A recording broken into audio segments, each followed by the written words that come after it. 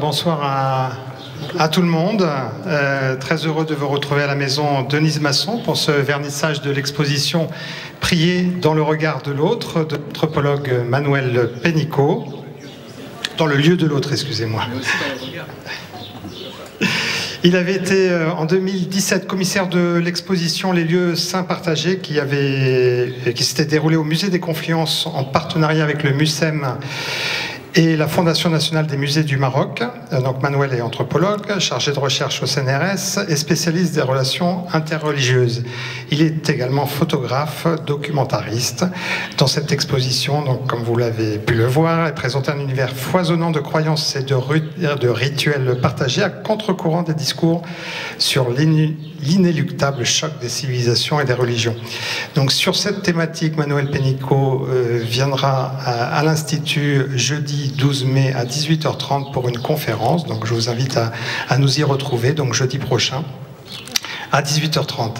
Voilà, je vous présente à ma gauche Clélia Chevrier-Kolachko, qui est la conseillère de coopération et d'action culturelle de l'ambassade de France, donc, et la chef de coopération, et la directrice générale de l'Institut français du Maroc, qui va nous dire un petit mot. Ensuite, Manuel conclura. On est dans le riad de Denise Masson pour l'exposition Prier dans le lieu de l'autre de l'anthropologue français Manuel Pénicaud, une très belle exposition sur les lieux saints partagés. Et donc voilà, cette expo va nous présenter un petit peu ce dialogue interreligieux entre les différentes religions monothéistes et ces lieux saints partagés qui existent et qui sont mis en avant dans cette exposition pour voilà, montrer qu'il n'y a pas que les conflits dans la vie, mais il y a aussi des choses qui réunissent. Et voilà, c'est important pour nous de montrer cela au sein de ce riad, qui est un riad spécialisé dans le dialogue interreligieux.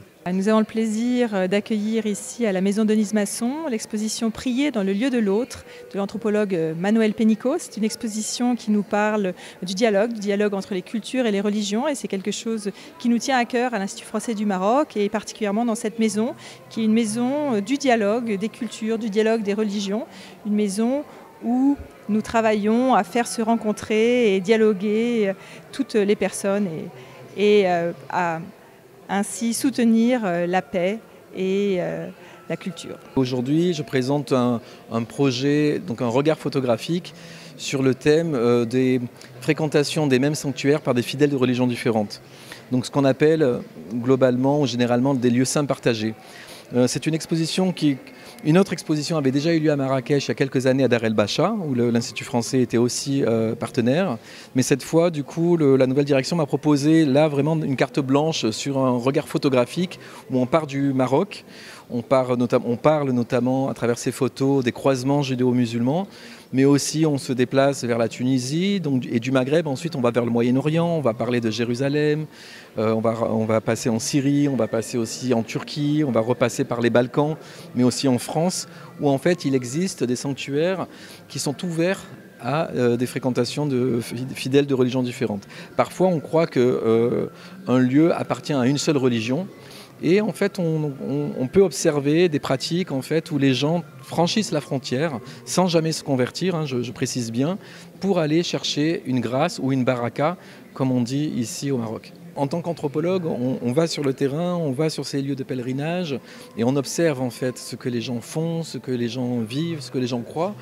Et on travaille en général avec un carnet, avec un stylo.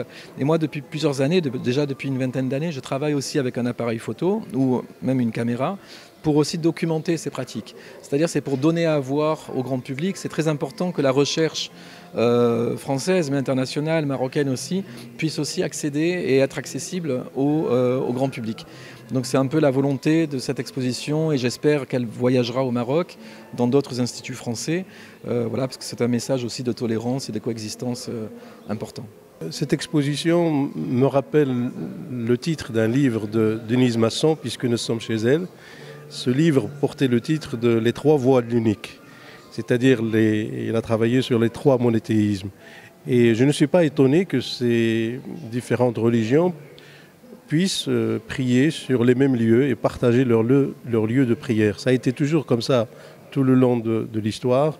et il n'y a pas de raison que ça continue. Et cette exposition montre la diversité et la volonté de partager entre les trois monothéismes leur lieu sacré de prière. Et le photographe et le commissaire de l'exposition ont réussi à illustrer cet état d'esprit qu'on trouve dans le livre, encore une fois, les trois voies de l'unique de Denise Masson, parce qu'il y a trois voies pour arriver à Dieu, se présenter devant lui en choisissant le judaïsme, le christianisme ou l'islam.